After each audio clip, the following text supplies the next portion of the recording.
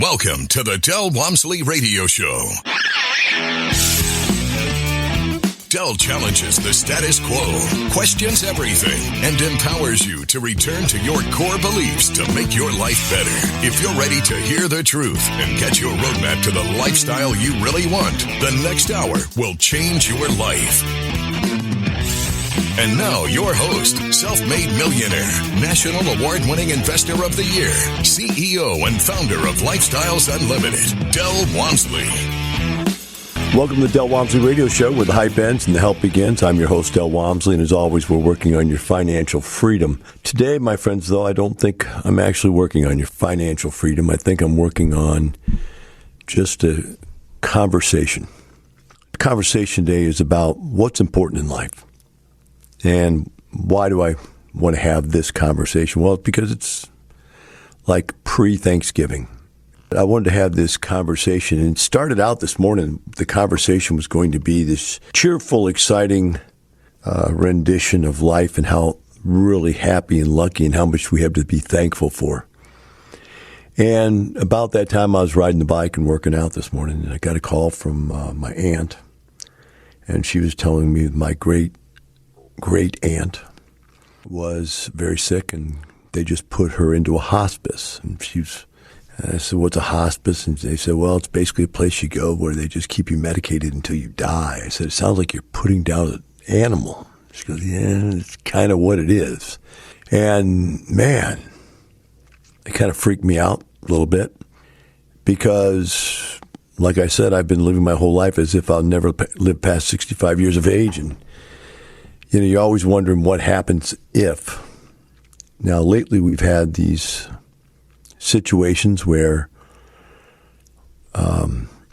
we've got the guy that was out here in Wisconsin who shot a couple guys, and he just got acquitted. And, you know, you're seeing death all around you. You're seeing crimes. A guy just ran in Wisconsin, ran a car through a Christmas crowd and killed 5 people. Wounded 40 others. And, you know, you start to think for a while, wow, this is really an incredible time and place to live right now, where crime is okay and murder is okay. And not saying the guy that shot the people were murdered, he got acquitted, but the guy who drove the car through, which certainly hasn't been tried yet, but sure looks like he's guilty. You know, just driving down people, killing people. And then we started talking about the different family members and how they were doing. And for the most part, they were doing pretty well. Interesting story about one of the grandkids. He's handicapped. And so they got him a dog to help him, you know, and that was cool. But then you think about what's it like to be 5 years old and handicapped. And they know that they have to provide for him for the rest of his life. So not just, you know, think about it. He can't ever work to take care of himself. Somebody's going to have to take care of him the rest of his life. And they're putting that together right now, how that's going to happen, how that's going to occur. And you start thinking, wow. What I thought was, wow, am I lucky? Boy, do I have a lot to be thankful for. Because you think of these people that are going through the problems of their family being killed by this car, people being shot by guns. You know, probably 20 people a week are shot in Chicago. Nobody even cares. Nobody even makes any notice of it. I don't know why, but they don't. As you sit here and you start to say, okay, I'm going to do a radio show about excitement, about fun and being retired and making a lot of money, and then it all kind of comes down to you that, phew, you know, I say all the time, it's not the money, it's the lifestyle. So definition of lifestyle, what is it? Well, first of all, you have to be alive. That's lifestyle. And if you're not alive, there's no lifestyle there. I don't mean to be flippant, but, you know, it just, you got to understand it down to the basics. And so when you look at this, I tried to put down on a piece of paper what I thought were the most important things. I've done this many times. I've even done it on the radio a couple different times. I've done this piece.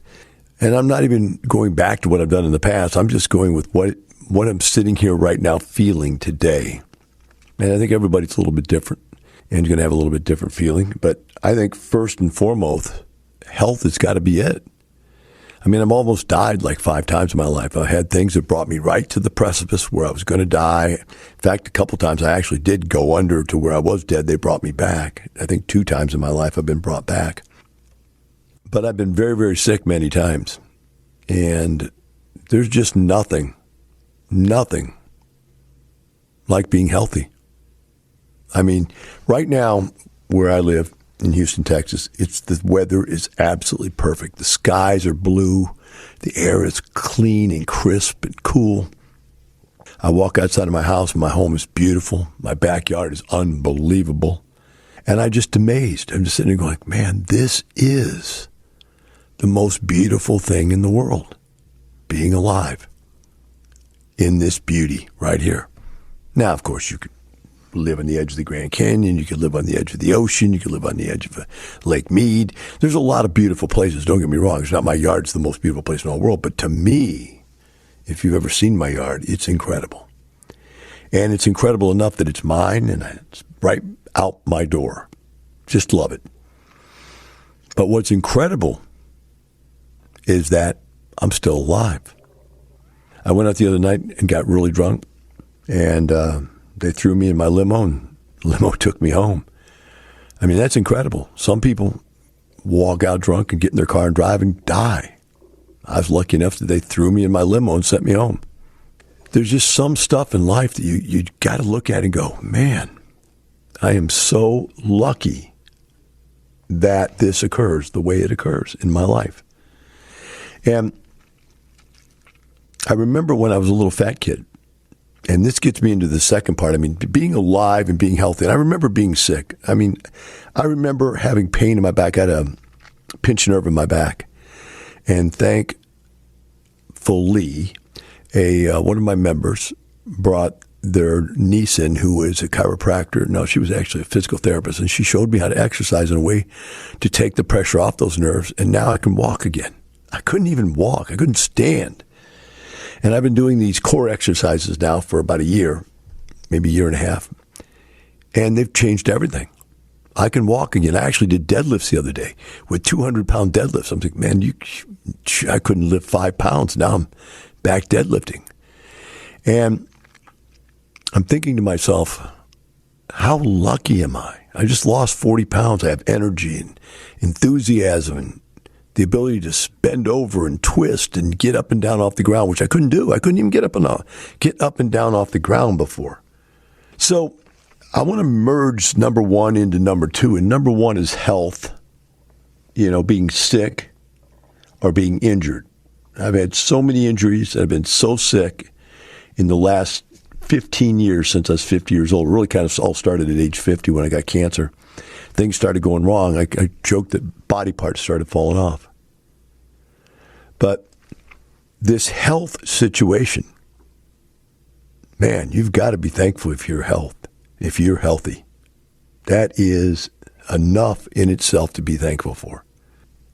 That merges then into fitness. And fitness is a whole other kinds of stuff, man. Fitness is amazing. Fitness is how you feel about life, how you feel in life, how you feel about yourself, and how you feel about other people. Fitness really makes your life different. I'd say fitness makes your life different more than money does. In fact, I've got fitness in front of money as being important in life because you could have all the money in the world and be miserable, just miserable, if you have no fitness. So I want to go a little deeper in fitness and talk about different kinds of fitness because there really are different types of fitness. And at my age, my goal is just to keep all the different types functioning. Whereas when I was young, I wanted to be big, I wanted to be strong, I wanted to be this, I wanted to be fast, I wanted to be an athlete. But now, I just want to be fit. We'll take a short break, be right back with the Del Walmsley Radio Show.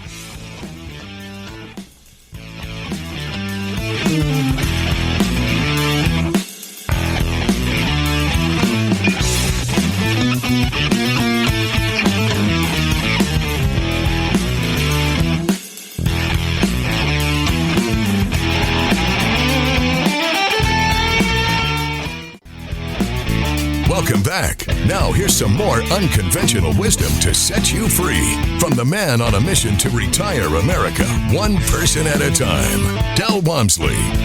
Welcome back to the Del Walmsley Radio Show. Today, we're talking about what there is to be thankful for. And overwhelmingly, in the first segment, to me, the thing to be thankful for is your health. The quality of your health is the most important thing. Now, number 2 on my list here happens to be fitness. And fitness is something I don't think a lot of people truly understand. So I'm just going to dig into it a little bit here and see if people can follow it. You know, we can start with fitness by looking at the quality of your life. I mean, think about that. Health is the first level of quality, but now you're healthy. Now, what is life like? And I think that my point of view from being a fat kid when I was a little kid is that the quality of life for an obese person it's the worst. It's how you feel. It's unbelievable. I gained 40, 50 pounds here a year ago, tried to bulk up. My daughter was becoming a pro bodybuilder. I wanted to become an old pro bodybuilder in the seniors division again so that I could go with her and we could be in a contest together, just for daddy-daughter time type thing. But when I got up there, COVID happened. And when COVID happened, I thought to myself, wow, I'm really at risk. I've got every other sign that you should be at risk for COVID. Now being 40 pounds overweight, it's just your body can't handle it. And what happens is everything in your blood work that should be high becomes low. Everything in your blood work that should be low becomes high. And I was taking massive amounts of diabetes medication because I had so much weight on me. Carrying a lot of muscle, but still weight, body weight. Your heart, lungs have to support that. And so I decided to lose the weight, and I lost 40 pounds. And man, my diabetes went down. My blood pressure went down. Everything that was supposed to go down went down. Everything was supposed to get higher got higher just by getting the weight off of me. And I've oftentimes said this. For those of you that are listening to this that are in my age group within 10 or 20 years either side of me, I've often said that, okay, next to body weight being the most miserable thing in the world, the next thing is your spine. And you think about the people, I've watched people, old people, their spine deteriorates and they bend over and they start slouching or humping over with the humpback. And I said, one thing I'm not going to let myself ever do is be a humpback or a sloucher until I pinched a nerve in my spine. And then I became a humpback and a sloucher. And it's terrible. You can't move without pain. You can't anything. But really all that was fitness. I had allowed my muscles in my lower back and my middle back to become weak. I didn't do any core exercise. I didn't do any stomach work. I didn't do any lower back work. I just, worked my legs, my arms, and all the stupid stuff that guys do to look good, but not to be healthy, not to be fit. And so I started doing this core exercises, and man, it got better, and it got better, and it got better, and it got better. And eventually, it went away. I mean, a year of doing core, and it got better every month I did it. The stronger I got in my core, the less my back hurt. And so now, knock on whatever you have to knock on here, a little glass table. Let's hope that I can keep working out enough to keep it away. But that was miserable. Now, I read a book about a year ago. It was like, you'll be healthier next year than this year. And I don't know if that's not the exact name of the book, and I don't even know who the author is. Somebody gave it to me. But it was a good book in that it said, the only reason you're not in shape and you're getting old and you're aging is because you're not doing the things to make your body fight aging. And so it said the most important thing was cardiovascular fitness. And it broke cardiovascular fitness down into 3 levels, which I never really thought about it that way, although I have studied it. And it has always been defined that way.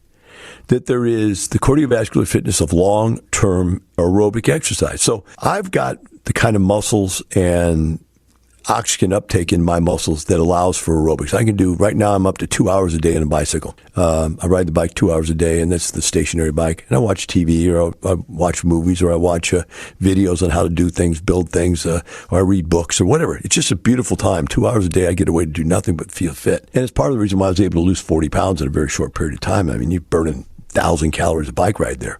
But that low intensity aerobic exercise burns body fat. but it also works on your cardiovascular fitness. But then there's another level. There's a step up from that, and that is intense cardiovascular fitness. And that's where you're raising your heart rate up high enough that you're into a different level of cardiovascular fitness. It's a short-term, high-intensity endurance. Now, I could go get the book and we could define that all for you and everything. You can look into it if you want, but the bottom line is it's different.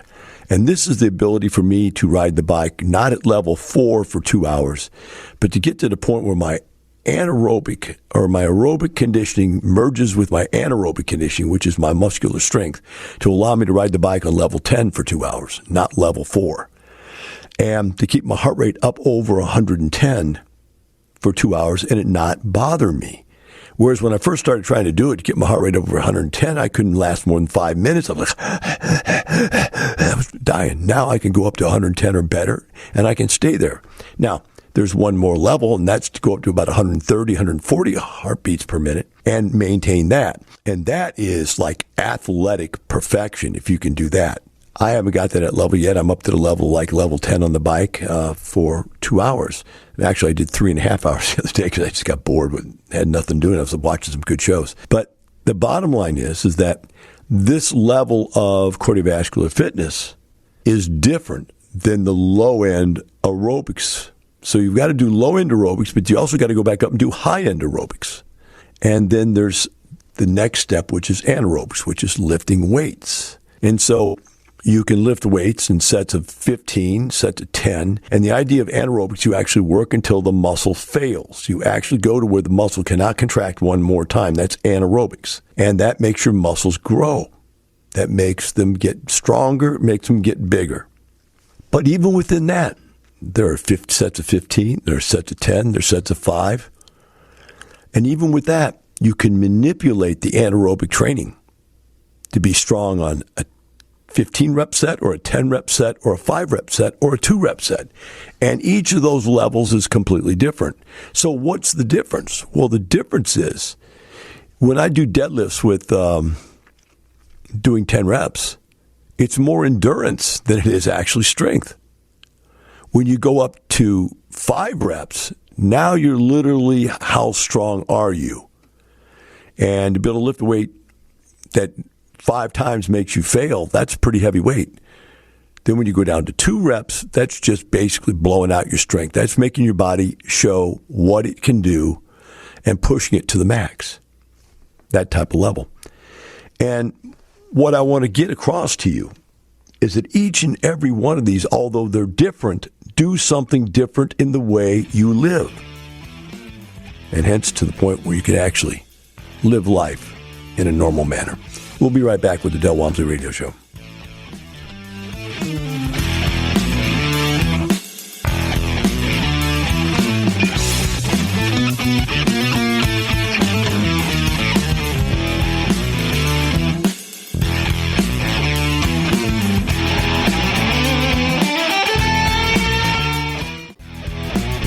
Welcome back. Now here's some more unconventional wisdom to set you free from the man on a mission to retire America, one person at a time, Del Walmsley.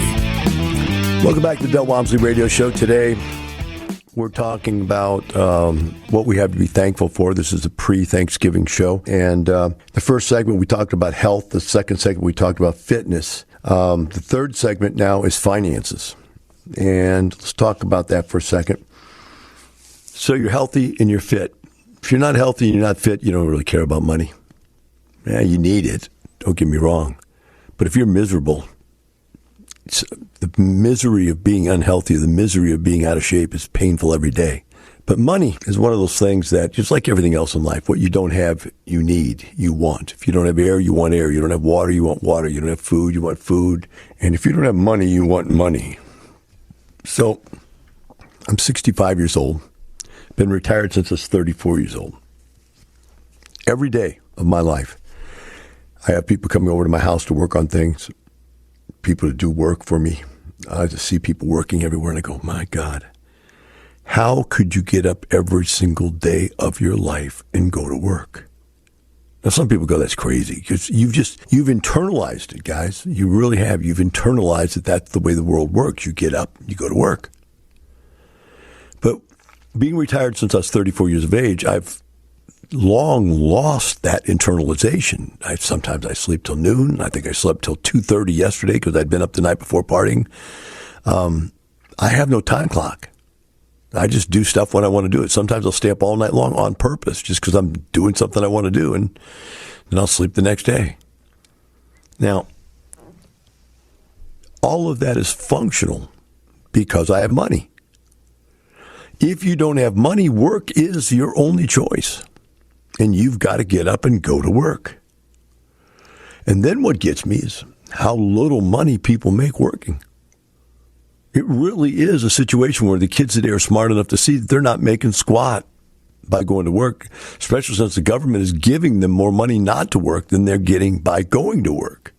And once you have ever lived through that and rationalized it, it's hard to go back. These kids have been given welfare, and I say kids, anybody younger than 60 years old is a kid to me now. It's a weird deal. But these people that been given all this welfare and all this unemployment insurance and all this stuff, money, they don't want to go back to work. I don't want to go back to work. I never want to go back to work. And neither do they. So how do you not do that? Well, either you vote in a government that's socialistic and let everybody get off and not have to work, and that's really what's happening right now. Our younger generation is voting in socialism because they don't want to work. What they don't realize is that the end of socialism is prison. That's where it all ends up. You're going to end up in a society where everything you do is scrutinized. You can't do anything you want to do. It's going to be terrible, but they can't see that far. All they see is what I'm telling you. They don't want to work at all, period. None, no. And I understand because I don't want to work anymore either. So how do you get to that point and not be totally controlled, manipulated by the government? You have to have passive streams of income. And so the thing that's important to understand about passive streams of income is they produce income whether you do anything with them or not. Now, there's layers of passive income. There's passive income like when I had my rent houses, where for long periods of time a person would pay me rent checks. I'd never even talk to them. Then something would happen and I have to deal with them. So it was 99% or 95% passive, right? Let's say 95% passive. Then we go up to owning an apartment complex where there's a manager and a maintenance staff. Now you don't even really talk to the tenants anymore. Now you're 99% passive and your 1% activity is taking care of the staff. So there's the next level. Then there's commercial real estate where you have a triple net lease and you're 99% don't do anything with that. They just send you money every month. At the end of the year, you pay the taxes and you send the bill for the taxes back to the people that are the tenants, and they pay it, and boom. That was your allotment, your involvement for the year. So these passive streams of income can replace your earned income. But here's where it gets really tricky. They can more than replace your earned income because your earned income is limited. I've got this really nice landscaping guy who has a full-time landscaping job with a company. And then on the weekend, he goes out and does additional landscaping, does side jobs every single weekend. He works for me and another neighbor that I have, and probably other people too. But at least for us, every single weekend. And I talked to the guy about trying to start his own business, and he says, I've got my own business. I've got 4 crews. I go, you have 4 crews? He goes, yeah, I got them out. We've got about 40 yards we're doing. So he's got this passive stream of income of these guys working these crews doing yards, which is pretty cool. But yet he still works as hard as he possibly can with a full-time job and with all of the weekend work he does on the side.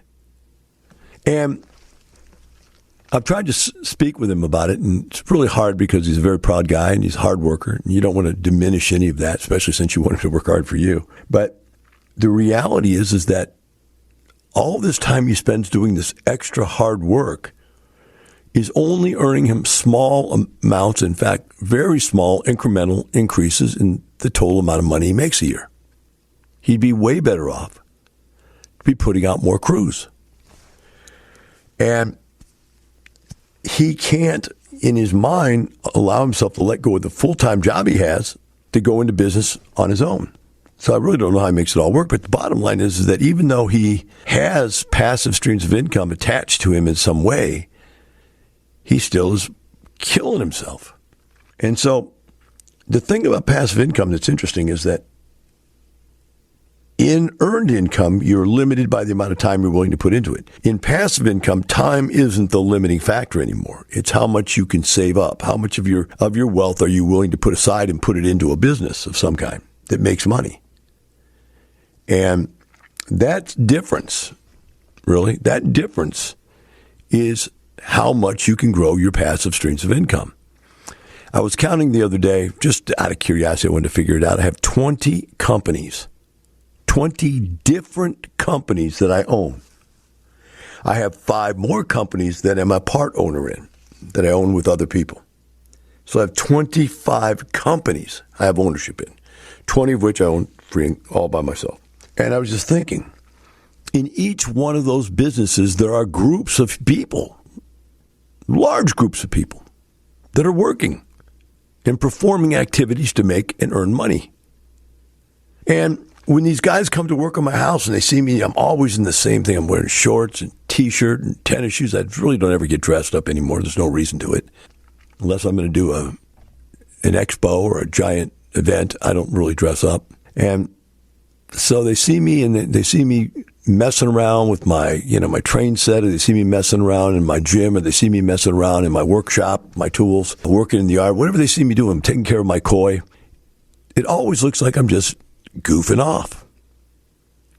And they have to wonder what it is that I do. How do you live in a giant mansion with a 20-car garage, 16,000 square feet, and mess around all day long? Don't you have a business you need to go to or something you need to do? And the answer is no. Now, I will tell you this, quite honestly. Here of recent, I've had many contractors come to my house and they know who I am. They figure it out pretty quick. And it's always interesting because, they're always looking for a tidbit. I tell you, man, you can go online and get all this stuff. Go to my website and get it all for free. Just hours and hours of free material. But, man, they want that tidbit. Like there's going to be a tidbit I can drop on them today. It's going to make them rich tomorrow. And it's all going to be over with. And I say to all of them, I'll say, here's the tidbit. You've got to put in the time and the effort to go figure out how this all works. That's the secret. Figuring out how we do it and then doing that as opposed to doing more of what you do now. You can keep doing what you're doing now and keep getting what you're getting now. Insanity, the definition of which is to do the same thing over and over and expect to get a different result. You're never going to get rich doing what you're doing. You've got to do something different, and what you need to do is what we do. We teach you how to do it, and I teach it at all levels. I don't teach just real estate investing. I teach business processes that work in. I could probably start 20 or 30 different businesses. I know I've done many myself. We'll take a short break. Be right back with the Del Walmsley Radio Show.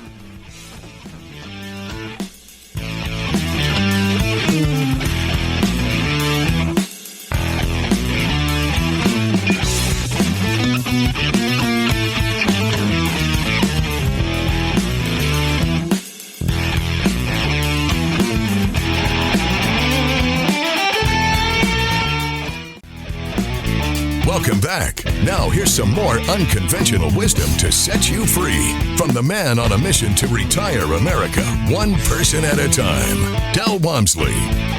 Welcome back to the Del Walmsley Radio Show. Today we're talking about what we have to be thankful for. First segment we talked about health. The second segment we talked about fitness. The third segment we talked about finances. I'm going to do a little bit more on finances because I don't think we've covered it well enough yet.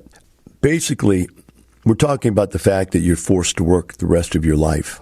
Is what we covered in the last segment, unless you have a way of developing passive streams of income.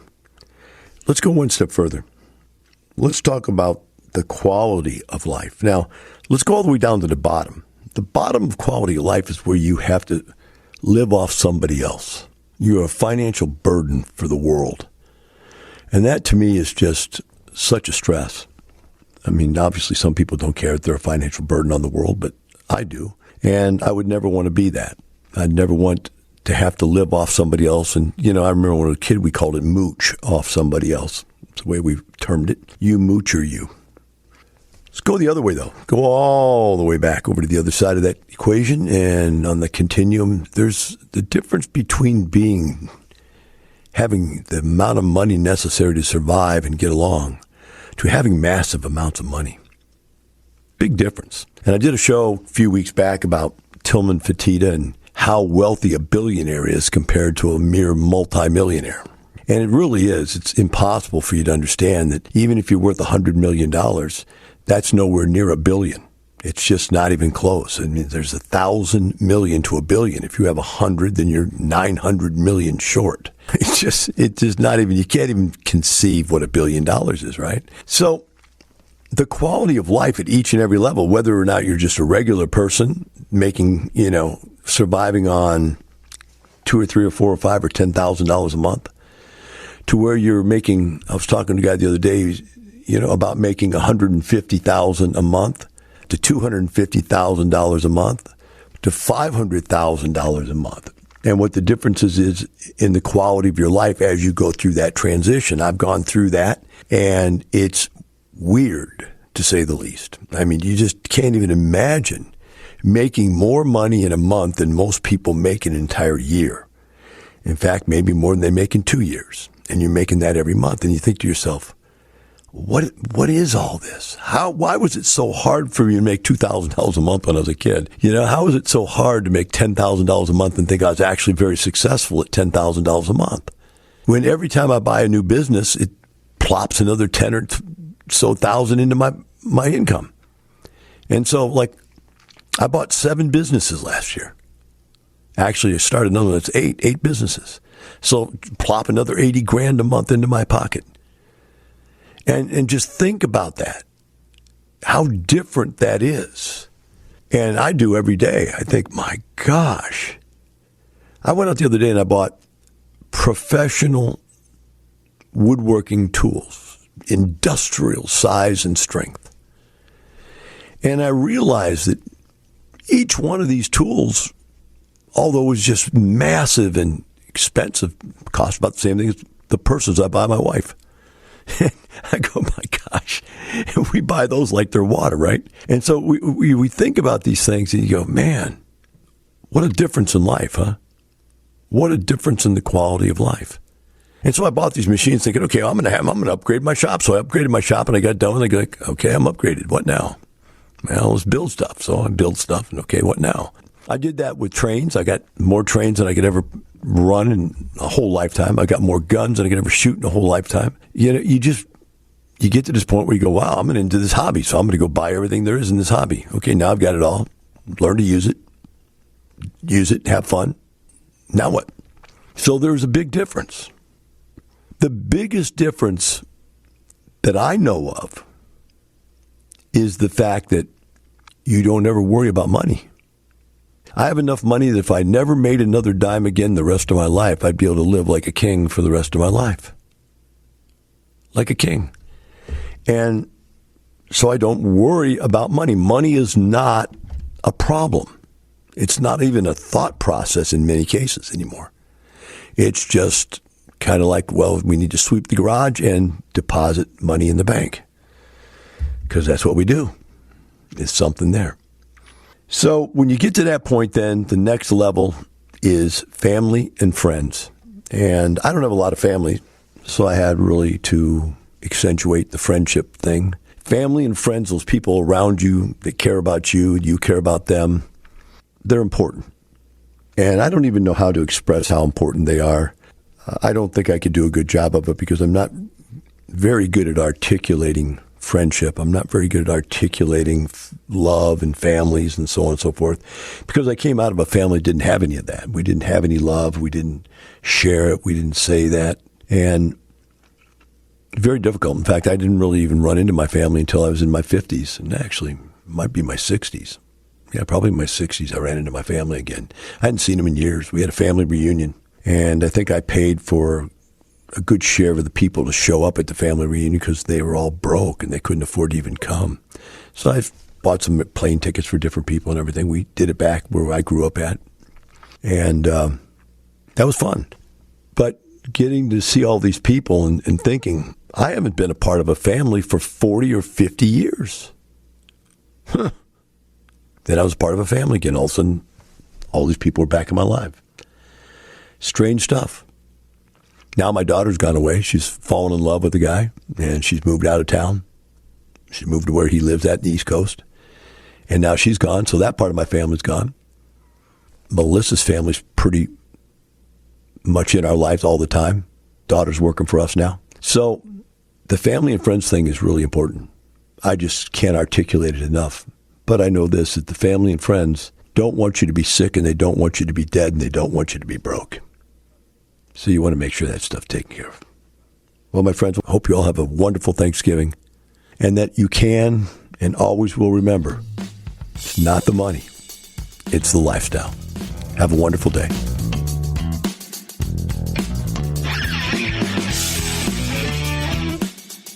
The information and opinions you hear on the Del Walmsley radio show are those of the host, Del Walmsley, his guests, and his callers, and do not necessarily reflect the opinions of this station, its affiliates, its management, or advertisers. The Del Walmsley show is for entertainment purposes only. Please consult a professional regarding your personal investment needs. Nothing presented on the Del Walmsley show constitutes an endorsement, recommendation, offer, or solicitation to buy or sell any product or security.